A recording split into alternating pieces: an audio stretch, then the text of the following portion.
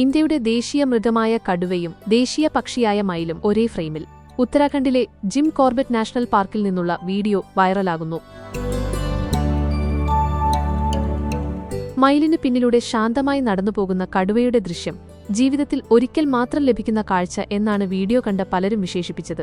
കൃത്യമായ സ്ഥലം, കൃത്യമായ സമയം, അത്യപൂർവമായ കാഴ്ച. നമുക്ക് വന്യജീവികളെ സംരക്ഷിക്കാനും ബഹുമാനിക്കാനും പ്രതിജ്ഞയെടുക്കാം. അവ നമ്മുടെ രാജ്യത്തിന്റെ അഭിമാനമാണ്.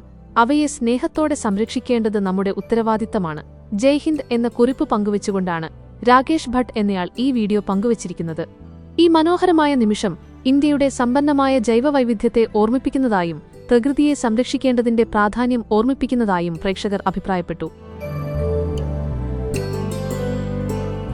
വനസംരക്ഷകനായ ഡോക്ടർ PM ധാക്കട്ടെയും ഈ വീഡിയോ പങ്കുവച്ചിട്ടുണ്ട്. നമ്മുടെ ദേശീയ മൃഗവും പക്ഷിയും ഒരേ ഫ്രെയിമിൽ, ഇന്ത്യയുടെ ഊർജ്ജസ്വലമായ ആത്മാവിന്റെ മികച്ച പ്രതീകം.